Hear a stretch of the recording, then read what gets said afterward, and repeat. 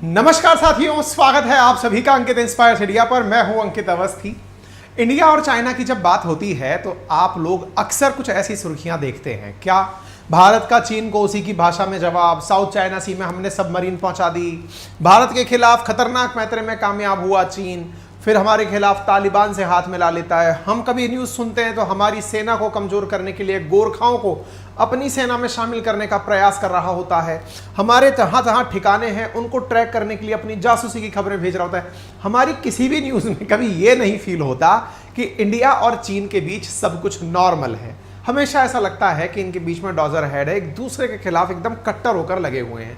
Recently भी हमने ऐसी कोई सुर्खियां कवर की हैं, जैसे रिसेंटली आपको याद होगा चीन के द्वारा, चीन की जो मिनिस्ट्री है उसके द्वारा भारतीय सिखों का मजाक बनाया गया था। हालांकि भारत के द्वारा जब तीव्र तरीके से प्रतिक्रिया दी गई तो उन्होंने उस चीज को हटा लिया था। ठीक है, अच्छा, ये सारी चीजें हमें समझने में तो आती है कि चीन के साथ भारत का जो भी मामला है वो हमेशा झगड़ने वाला ही है। लेकिन इसी बीच में अगर ये खबर निकल कर आ जाए कि China rare praise for India, यानी कि रेयर क्यों, कभी मतलब जैसा होता है ना कि इसके मुंह से तारीफ नहीं निकल सकती, वो अगर आपकी तारीफ कर दे और विशेष रूप से इंडिया की नेवी की तारीफ कर दे तो यार ये बात तो सुनने लायक बनती है। आप यहां पर खबर देख सकते हैं, embassy of People's Republic China in India, और ये यहां लिखते हैं truly appreciate the timely help. ऐसा हमारी नेवी ने इनकी क्या मदद कर दी जिसके चलते चाइना हमें धन्यवाद देने आ गया। आज के सेशन में आप इसे जानेंगे, लेकिन आज के सेशन में आगे बढ़ें उससे पहले मेरे तमाम वो साथी जो तैयारी कर रहे हैं बहुत सारे कॉम्पिटिटिव एग्जाम्स की, क्योंकि रिसेंटली मैंने अनएम्प्लॉयमेंट पर एक सेशन किया था, उसमें मैंने आपसे कहा था कि स्किल्स पर फोकस करें। लोगों की डिमांड होने लगी कि स्किल्स में कभी आप सजेशन दीजिए, तो सजेशन के नाम पर मैं आज आपको एक सजेशन दे रहा हूं। सजेशन है साथियों डेटा साइंटिस्ट के जॉब का। डेटा साइंटिस्ट का जॉब जो कि उपलब्ध है कमेंट बॉक्स में पिन किए हुए एक लिंक पर। आप कहेंगे जॉब उपलब्ध है, समझ लीजिए ऐसा क्यों, क्योंकि जो लिंक मैंने आपको पिन किया हुआ है वो है कोडिंग इनवेडर का, जो 100% आपको जॉब गारंटी देता है। यानी आपके लिए जॉब उपलब्ध है, और उपलब्ध है कोडिंग इनवेडर पर। सर नाम से तो लग रहा है ये कोडिंग सिखाने वाले होंगे, लेकिन जॉब कैसे देते हैं? हमने कहा 100% जॉब श्योरिटी दे रहे हैं ये। बोले कैसे? मैंने कहा ये सिखा रहे हैं आपको डेटा साइंटिस्ट का जॉब। अच्छा, by the way data scientist का जॉब सीखने के लिए आपको किसी भी प्रकार का टेक्नोक्रेट होने की जरूरत नहीं है, ना ही कंप्यूटर साइंस से पढ़ा हुआ ग्रेजुएट होने की जरूरत है। और हाँ, यदि ऑलरेडी भी आपको आता है कुछ ना कुछ करना तो भी आपके लिए ये काम का है, क्योंकि इन्हें लगता है कि यदि किसी व्यक्ति ने इनके साथ जो 9 महीने से अधिक का कोर्स है वो कंप्लीट कर लिया, या फिर जो इनके द्वारा प्रॉपर समय पर दिए जाने वाले टेस्ट, क्लासेस, 1.5 घंटे की क्लास, साथ में मॉड्यूल, लेक्चर्स यदि सब अटेंड कर लिए तो 10 से 12 लाख का पैकेज तो एक एवरेज पैकेज है। लगभग 1 लाख से ज्यादा इंडिया में डेटा साइंटिस्ट की वैकेंसीज हैं। ऐसी स्थिति में जो लोग डेटा साइंस के बारे में जानना चाहते हैं, कोडिंग इनवेडर उनकी मदद करता है, उन्हें पढ़ाता है, उन्हें प्रॉपर ट्रेन करता है। सबसे इंटरेस्टिंग बात यह है कि जो बच्चे इनके यहां पर पढ़ाई कर रहे होते हैं, कोडिंग इनवेडर से सीख रहे होते हैं डेटा साइंटिस्ट का जॉब, बिगिनर यानी स्क्रैच से लेकर के एकदम टॉप लेवल तक, उन्हें ये पूरे रास्ते सजेस्ट कर रहे होते हैं जॉब के लिए। कंपनीज के साथ इंटरव्यू सेटल कर रहे होते हैं, और उन इंटरव्यूज के माध्यम से बच्चे अपना जॉब पा ही जाते हैं। इनके पास नौकरी करने के लिए, यानी कि यहां से पढ़ करके जो जॉब प्लेसमेंट उठाए हुए लोग हैं वो 36-36 लाख रुपए सालाना का पैकेज उठाए हैं, ऐसा इनका कहना है। क्योंकि इन्हें लगता है कि 30 से ज्यादा ये प्रोजेक्ट पूरे बिजनेस केस स्टडीज के करवाते हैं, 1500 से ज्यादा असाइनमेंट करवाते हैं, और जब कोई व्यक्ति इतना कुछ कर लेता है तो 100% जॉब गारंटी तो आ ही जाती है। ये गलत धारणा दिमाग में मत बिठा लेना, आपने फीस दी, आपने कोर्स खरीदा तो अब तो जॉब लग गया, आराम से 8 लाख रुपए साल के आना शुरू हो जाएंगे, मिनिमम 36 लाख रुपए का काम। पैसे से आप जॉब नहीं खरीद रहे हैं, इनका काम आपको स्किल सिखाना है इन लोगों की तरह जिन्होंने भी ऑलरेडी इनके साथ पढ़ करके जॉब प्राप्त किया है। 100% जॉब गारंटी है, लेकिन उसके लिए आपको जो लर्निंग है वो डेटा साइंटिस्ट की करनी होगी। अच्छा, इन्होंने अपने लिए विशेष रूप से अंकित इंस्पायर इंडिया के जो ऑडियंस है उनके लिए कोर्स में 35% का शुरुआती 250 कैंडिडेट्स के लिए ऑफ भी रखा है।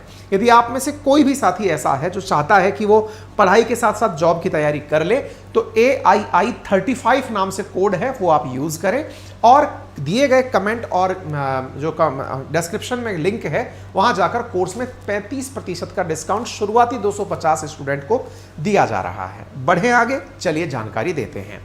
कहां से शुरू होता है भारतीय नेवी की तारीफ होना, उसकी बुनियाद पर चलते हैं।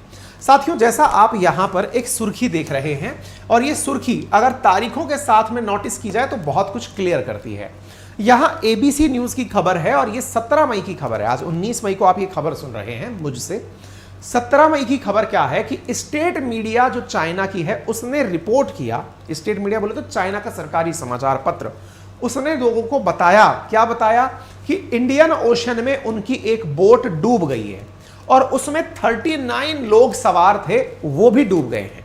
Chinese fishing boat sink in Indian ocean और बोट जो है वो मिस हो गई है। आप यहां पर तमाम जगह से खबर देख सकते हैं। ठीक है साहब, यहां पर चाइनीज स्टेट मीडिया CCTV जो है उसने खबर दी। 39 लोग जो डूबे उनके अंदर 17 लोग चाइना से थे, 17 लोग इंडोनेशिया से थे और 5 लोग फिलीपींस से थे। ऐसी रिपोर्ट निकलकर बाहर आई।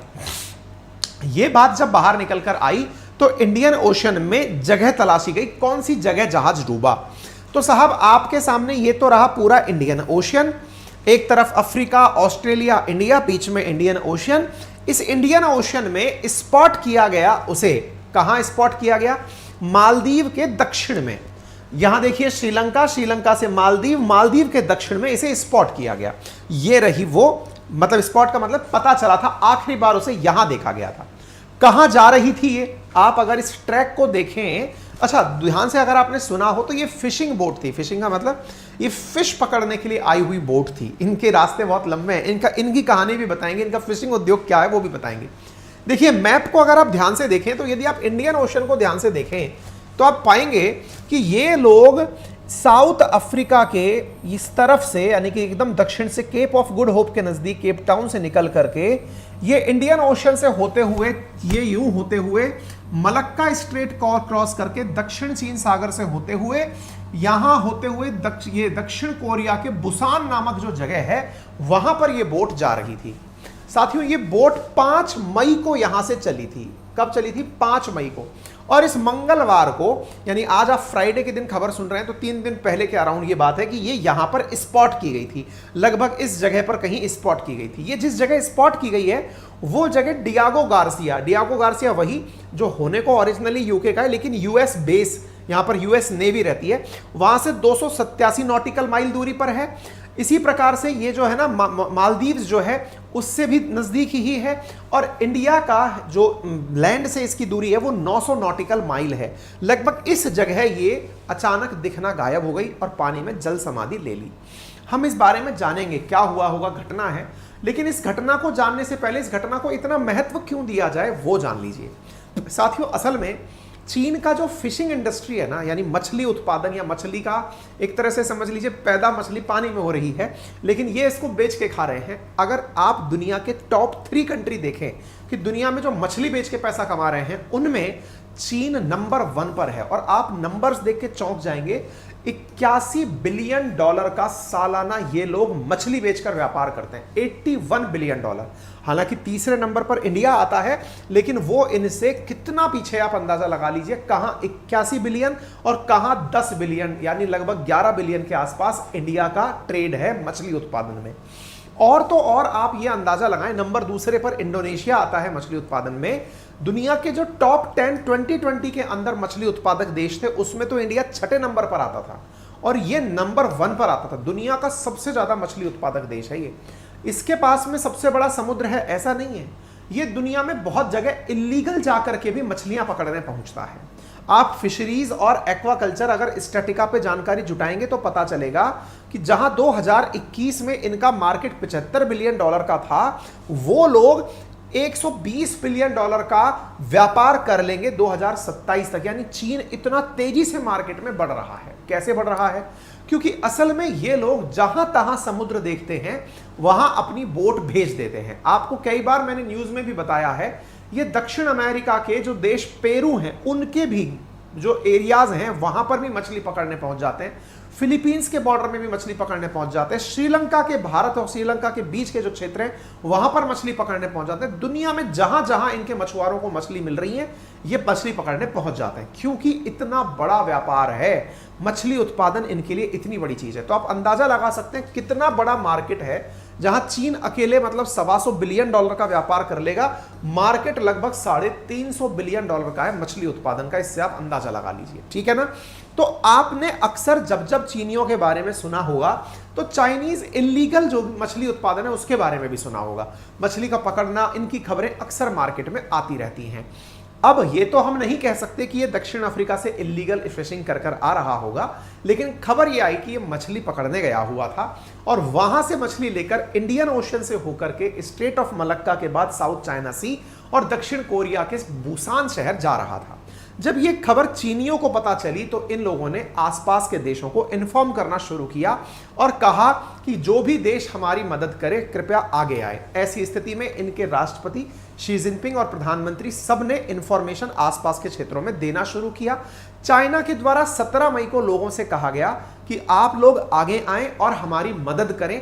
हमारे लोग, मछुआरे जो हैं वो पानी के अंदर डूब चुके हैं, कृपया करके मदद करने पहुंचे। अब आप कहेंगे चाइना तो अपने आप में इतना ज्यादा जासूसी का सिस्टम रखता है, खुद क्यों नहीं पहुंच जाता? देखिए, फ्लाइट से पहुंचना बहुत आसान है, लेकिन रेस्क्यू ऑपरेशन करने होते हैं तो आपको पूरा तरीके से जहां आप रहते हो वहां से लेकर, आप सोचिए ना, 5 को चला था, 17 को जाकर डूबा है। इतनी सी दूरी 12 दिन में तय की थी। बहुत धीरे पानी में ट्रेवल होता है, ट्रेवल धीरे होता है। ऐसी स्थिति में रेस्क्यू भी इतना तेजी से नहीं मिल सकता, इसलिए इसने आसपास के देशों को आह्वान दिया।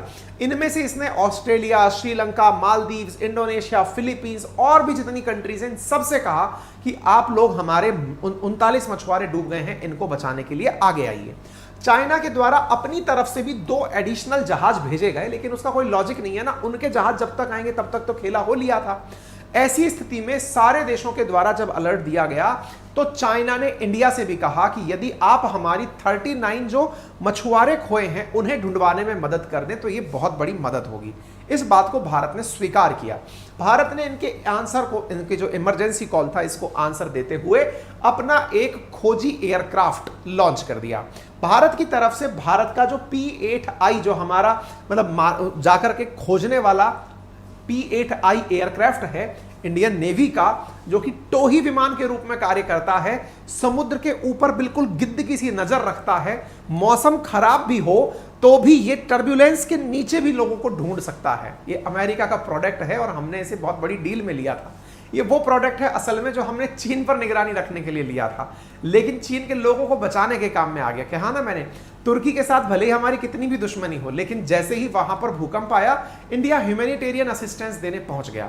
अफगानिस्तान के अंदर रह रहे तालिबान ने भारत के लिए कितना भी कुछ बुरा सोचा हो, हमारे हाईजैक किए हो हमारे विमान, उसके बावजूद भी भारत ने मानवीय सहायता से कभी पीछे नहीं हटा है। यही तो भारत को दुनिया से अलग बनाता है। ऐसी स्थिति में भारत ने तुरंत अपना टोही विमान भेजा कि रुकिए, हम आते हैं। और भारत ने 900 नॉटिकल माइल दूर अपना एयरक्राफ्ट केवल ये ढूंढने के लिए कि कहां फंसे हैं आपके लोग। इसके लिए 18 मई को आप देख सकते हैं इंडियन नेवी ने अपने द्वारा जानकारी देते हुए कहा कि हमारे सर्च एंड रेस्क्यू ऑपरेशन जो है वो पूरी तरह से स्विंग में है और हम लोग काम कर रहे हैं। इसी के आधार पर इंडिया वहां पहुंचता है, डूबे हुए वेसल के आसपास से 2 लोगों को रेस्क्यू करता है।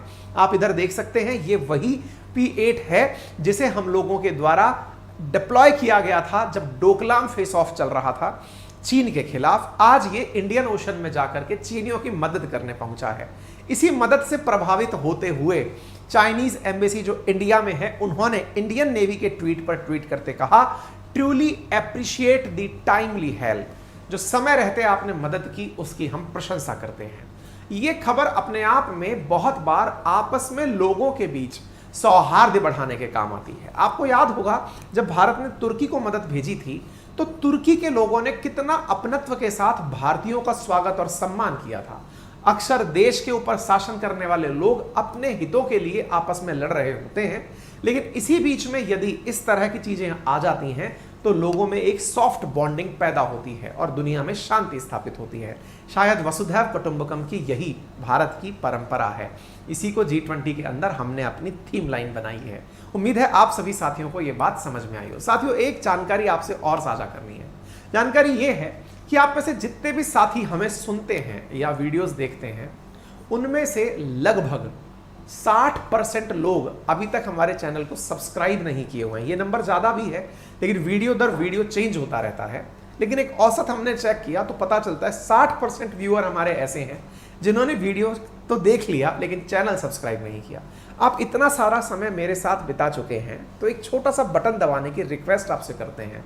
वीडियो के राइट हैंड कॉर्नर में एक सब्सक्राइब का ऑप्शन दिया जिसको क्लिक करने का कोई चार्ज नहीं लगता, लेकिन हमें आपसे मिलता है एक जबरदस्त मोटिवेशन। तो आपसे गुजारिश है कि उसे क्लिक करने में कोई कंजूसी ना करें। चलिए फिलहाल के लिए इतना ही। बाकी जो मैंने आप लोगों से कहा कि आपके लिए कमेंट बॉक्स में और डिस्क्रिप्शन के अंदर एक लिंक पिन किया गया है कोडिंग इन्वेडर का, जहां आप हमारा कोड AII35 यूज करके कोर्स के लिए 35% ऑफ प्राप्त करके कोर्स में एनरोल कर सकते हैं। फिलहाल के लिए इतना ही। और बाकी जो साथी हमारे साथ जुड़कर कॉम्पिटिटिव एग्जाम्स की तैयारी करना चाहते हैं उनके लिए बहुत बड़ी सूचना है, और वो ये है, हम अपने कम्युनिटी पोस्ट पर भी इसे शेयर कर रहे हैं, और वो ये है कि राजस्थान प्रशासनिक परीक्षाओं की तैयारी के लिए हम लोग जल्दी ही अपनी पाठशाला पर फुल डिटेल कोर्सेज लेकर आ रहे हैं। टीम की हायरिंग चल रही है, कंटेंट राइटिंग टीम कंटेंट लिख रही है, टेस्ट मेकर्स टेस्ट बना रहे हैं, बैकग्राउंड में बहुत तेजी से काम चल रहा है। ऐसी स्थिति में इस रविवार वार्ता को, इस बार इस संडे को जो रविवार वार्ता होगी उसमें हम आपको बताएंगे भी कि एग्जाम कैसे होता है, स्कीम क्या है, तमाम जानकारियां दी जाएंगी। और अगर आप इंटरेस्टेड हैं इन जानकारियों के साथ साझा होने के लिए तो आप गूगल फॉर्म हमको भर सकते हैं, हम कम्युनिटी पोस्ट पर उन्हें पिन कर रहे हैं। एग्जाम की तैयारी हम आपको कराएंगे और ईश्वर ने चाहा तो विदिन 4 to 5 मंथ आपका एग्जाम भी हो जाएगा, जैसे कि अपेक्षाएं की जा रही हैं। ठीक है, बाकी हमसे कनेक्ट करने के लिए तमाम फोन नंबर्स आपके साथ हैं। अपना ख्याल रखें, धन्यवाद।